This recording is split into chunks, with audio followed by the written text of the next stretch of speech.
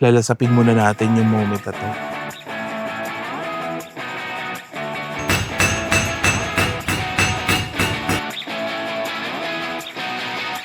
Humiwalay na kami sa walking tour namin.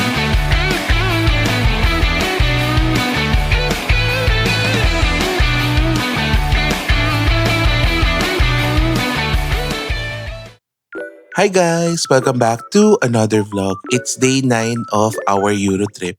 So for today, mag-take tayo ngayon ng day tour.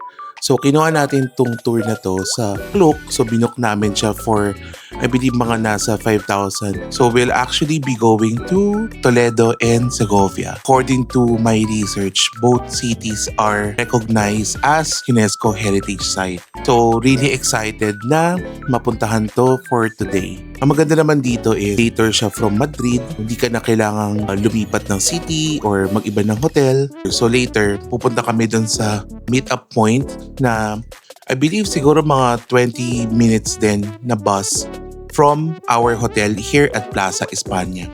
So ayan guys, see you guys later.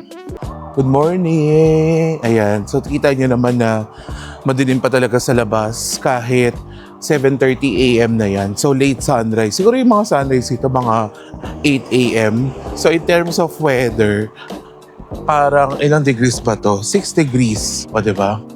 Malamig talaga pag sa morning. Pag sa hapon naman, okay na rin kasi nagiging parang 12 to 14 degrees. Yan, may usok na guys. Tingnan nyo. Hindi ko alam kung nakikita siya, pero nakakatuwa lang. Ayun, so walk muna tayo. Quick coffee lang. Grabe naman, ang problema dito sa pinagstayan namin. Grabe, sobrang paakyat dito sa area namin. Kaya ayan, hingal galore na naman tayo. Pero ganun talaga, laban lang para makapag-travel. Marami pa tayong pwedeng makita sa mundo. Tuloy-tuloy lang at laban. O sige, relax muna kami dito and quick coffee and then punta na tayo doon sa meet-up point natin. Hi guys! Ayan, nandito na tayo sa first stop natin dito sa ating Toledo Segovia tour. So nag-stop lang dito yung bus for 5 to 10 minutes to take a picture nung mismong buong city ng Toledo. So yung city of Toledo is actually built on top of a hill. Like mga 2 after Christ pa na year. So ganda niya guys, mag-take ng picture. Ayan, so mabilisan lang dito. Kaya pakita ko lang sa inyo guys. Ganito siya.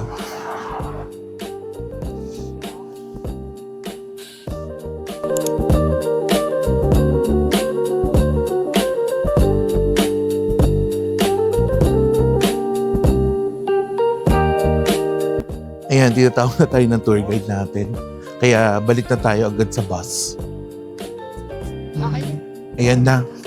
And so lumabas na tayo dito sa Damas Cuinado Suarez. So papakita ko sa inyo yung mga clips na nakuhanan ko sa loob. Basically, ito yung sword making or yung mga shield or any metal or armory making na kumbaga yung tradition na to or yung craft na to has been done years, thousands of years ago dito sa Toledo.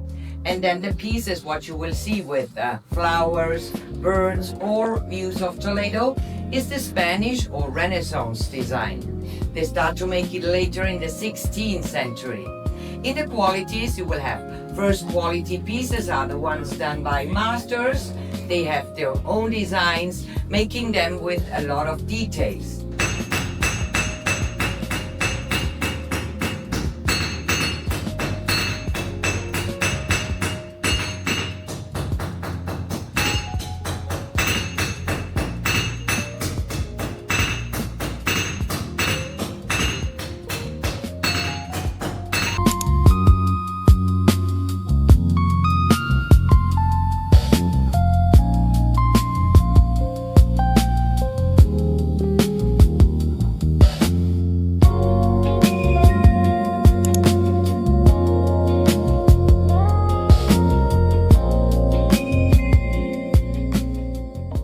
Nakakatuwa lang makita na yun nga, may buhay pa yung ganitong craft. Pero now, mukhang it's really for tourists to enjoy kasi after dito, mapupunta rin kayo sa parang gift shop or exhibition na papakita yung mga gawa nila na pwede rin kayo bumili. To the point na may mga binibenta rin mga kitchen knives. So yun, siguro kasama to talaga sa tour yung mga ganitong parang touristy spot. But it's also nice kasi nakita natin in person paano talaga mag-craft ng mga weapons. And until this day, nag-survive tong tradition na to dito sa Ring Toledo. Buti ito na lang yung first stop namin. At least may energy pa. And then after, yun na yung mismong tour natin sa City of Toledo. Start na ng Toledo tour natin. So mag-start tayo dito sa may San Martin Bridge na napakaganda. Tingnan nyo guys, para kang papasok dun sa yung mga sinaunang panahon na mga castle. Tapos kumbaga, merong water or river dun sa harap to serve as defense na rin. Ayan, so winarningan na tayo ng tour guide natin na maraming lakaran nga dito. Tingnan nyo guys, so ipinasok natin. So, ayan yung river. So, may mahabang bridge before you could actually enter yung mismong Toledo City proper. Grabe, para akong nasa Game of Thrones or yung mga ganong type of movie, mga medieval times. Pero yan, meron ng mga Christmas decoration because, November na and it's near Christmas. Pero guys, tingnan nyo. Wow. Tapos dyan tayo papasok.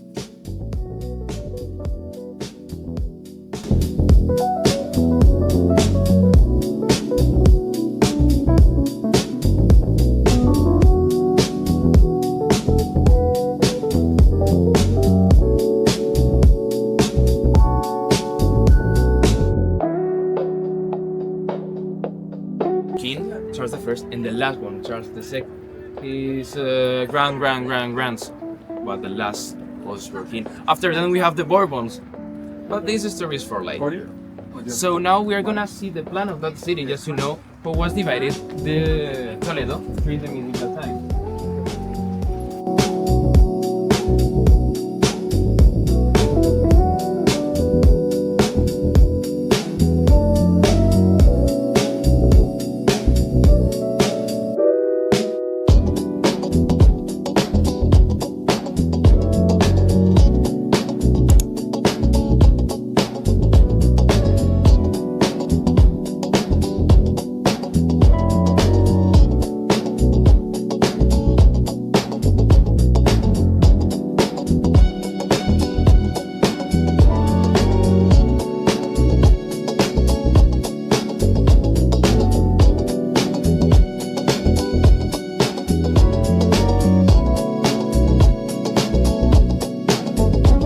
Hi guys! Ayan, so nandito na tayo sa middle ng walking tour natin sa Toledo. So far nandito tayo sa parang city center na nandito na yung mga restaurants.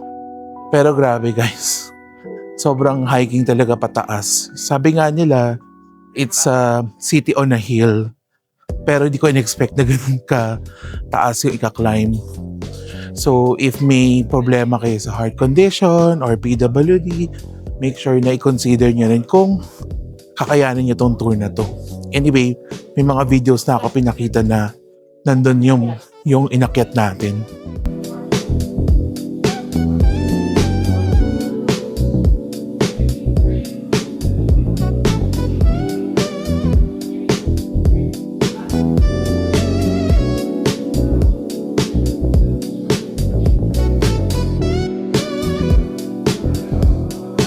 So ayun nga guys, humiwalay na kami sa walking tour namin. Hindi na namin kinaya yung pace nila. Pero anyway, maganda naman dyan is makinig kayo mabuti kung saan yung meetup point. Tsaka yung meetup time. So yun, dahil nga hindi na namin mahanap, pupunta na lang din kami dun sa meetup point, dun sa at 1:10 which is yung cut-off time namin. So now, pupunta kami maghahanap muna kami ng kakainan for lunch kasi hindi na kami makapag-lunch dun sa next stop natin which is yung Segovia. Masasabi ko lang dito guys, sobrang ganda nung Toledo City talaga. Yun nga, talagang challenge lang talaga pero at the same time, hindi mo mapupuntahan yung mga ganitong lugar kung hindi mo talaga ilalaban, di ba? Kasi yun nga, talagang sasadyain mo siya, di ba? Pero ayun, I'm so glad na tinake namin tong tour na to papunta sa Toledo. Anyway, ayan, malapit na tayo sa may mismong katedral. So check natin kung nandito sila.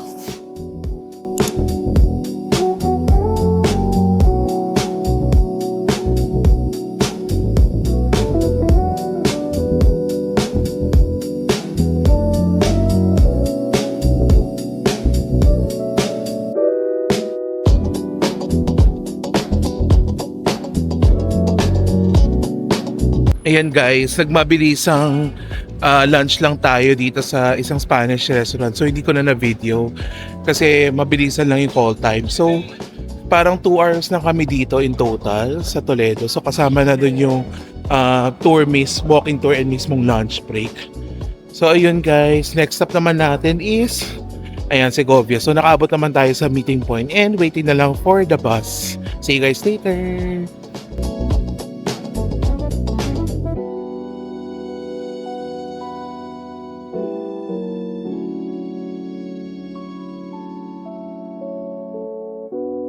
Hi everyone! We are now back. So, ayun, after 2-hour bus ride from Toledo, nandito na tayo sa ating second and last city, which is Segovia.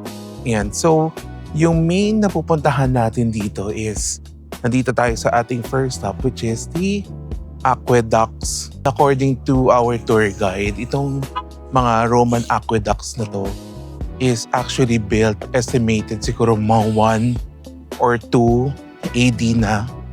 So isipin nyo, nandito pa siya thousands of years after. And sinabi nga ng tour guide na ginamit pa to hanggang mga 1970s. So nakagulat na parang yun nga, ginagamit pa nila yun kasi alam niyo naman yung mga aqueducts, diba ito yung means to transport water nung ancient times. Ganyan siya guys kalaki. As in, ang haba pa niya ha. Pero hindi na tayo pupunta dyan. Tingnan nyo hanggang doon pa sa dulo. Yan, dulo-dulo. So maganda naman dito kasi, bukod sa historic site, talaga maraming tumitirang tao dito. Compared kanina doon sa Toledo na alam mong destination lang siya. Dito talaga makikita mo na dito sa loob ng aqueduct, maraming mga restaurants, tapos maraming mga shops kasi talagang maraming mga lokal na nakatira rin dito. And lalapit ako sa isang pillar sa. Tingnan niyo yung pillar kung gaano siya kataas. Ayan, so 2 layers na aqueduct yan, di ba? Ayan. So yun nga, sabi nga nila Roman aqueduct. So yung ancient Romans, yung mga nagdala ng ganitong technology. Well, I'm not sure kung technology tatawagin, but sila yung nagdala nung ganitong design. Ayan o, tignan nyo. Ang lalaki ng bato. Ito yung kamay ko. So, ganyan kalalaki yung bato. Tapos nakakatuwa din sa lahat ng mga ancient spots na napuntahan namin. Alam mo na, bukod sa function, di ba, talagang make sure nila na maganda rin yung itsura niya. Hindi lang siya yung parang, okay, tatransporta ng water, pero maganda din talaga itsura niya. Ayan. So ganyan yung itsura ng Segovia. So ngayon medyo madilim na kasi 'di ba winter nga dito. So yung mga 3 to 4 ng hapon medyo paggabi na yan. O 'di ba? Grabe yung mga bato. O 'di ba? Ganyan kalalaki yung mga bato. Sige, layo tayo. Para naman makita niyo yung scale. Diba? Oh. Layo ulit tayo. And hanggang dun pa sa dulo. Isang cute, may mga steps pa dun sa dulo. Hanggang dun yung aqueduct na to. Sabi, ang ganda. Anyway, ikot na muna tayo. So siguro maghahanap lang kami ng siguro cafe na pwede naming upuan. And yun nga, walang mga public toilets dito. So you have to really go sa isang cafe or restaurant siguro para mag-CR. Yun haba rin kasi ng biyahe papunta dito, so make sure na naka-space out yung time nyo na binigay sa inyo ng tour guide kasi strict talaga sila dito. I think may naiwanan kami kanina sa Toledo na isang tao na hindi umabot. So, ayun, nakakatakot kasi hindi ko alam talaga paano tayo magko-commute from here to Madrid. So, talagang huwag tayo magpapaiwan. Be conscious of your time. Alam ko naman na gusto nyo mag-picture-picture pero huwag kayo masyadong papadala dun kasi baka maiwan kayo ng tours. Anyway, ayun, doon na tayo sa ating next destination.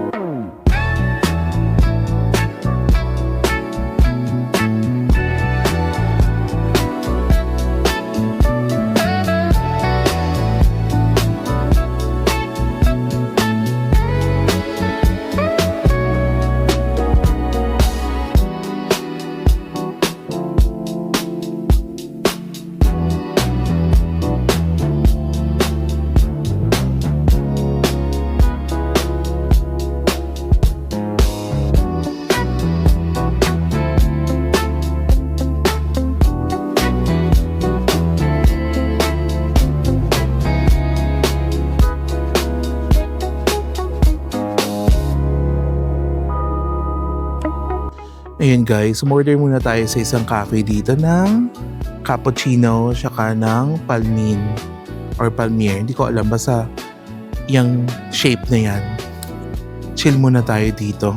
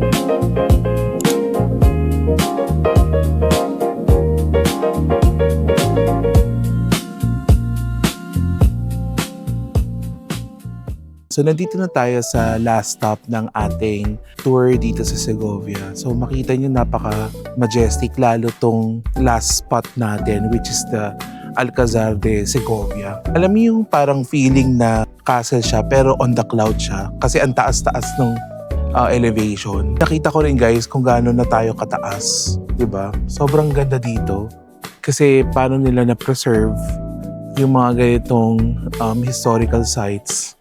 And at the same time, ito particular in Segovia, nakakatuwa dito kasi meron din talaga mga residents dito. So ngayon, medyo magpapahinga muna tayo. Lalasapin muna natin yung moment na to. Sobrang nakakatuwa na may chance pa tayo makapunta sa mga ganitong lugar. And yun nga, yung physical naman na so mapapansin nyo ba yung pinuntahan natin sa Toledo, pinuntahan natin sa Segovia, lahat talaga yun pataas, puro paakyat, diba? Pero yun nga, buti, thank God, kinaya natin. Dahil kung hindi, alam mo yun, paano ka magkakaroon ng chance na makita yung mga ganitong sites in your lifetime. So, yun lang, napaisip din talaga ako about yun nga, yung opportunity to travel. Kaya, ayun, so, trabaho lang tayo, kayod. kung may mga opportunity kayo na makapag-travel sa katulad ng lugar na to, napakaganda talaga niya in person na talagang gawin na natin hanggang bata pa. Kasi yun nga ako, hirap na hirap din talaga ako honestly. Pero yun nga, at the same time, kaya naman natin, di ba? So nailaban natin just for this moment. So overall, yung experience natin dito sa Klook, Toledo and Segovia Tour, sobrang marirecommend ko na gawin nyo to. Despite lahat ng mga sinabi ko nga mga caution, I think if kakayanin nyo naman guys, sobrang sulit puntahan to. Kung hindi man kayo magkuklok, I think mahirap i-DIY din talaga to. Pero syempre, yun naman, kung i-DIY nyo yun, mas may aawa kayo dun sa oras nyo, di ba? So, ayun na guys, that's it for our vlog today. I hope nagustuhan nyo yung napakita ko sa inyo. Gusto ko talagang ma-share tong, lalo sa mga ganitong lugar, through my vlogging kasi napakaganda talaga. So I hope na kung hindi man kayo makapunta pa sa Europe, I hope na through my vlogging makita niyo yung ganda ng mga lugar na to, and someday ma-manifest natin yung Europe trip. So if pupunta man kayo dito sa Spain, sobrang well recommended dito itong Toledo and Segovia tour. Ayun. So guys, if you like my video, please like, share, and subscribe to my channel. And see you on the next one. Bye!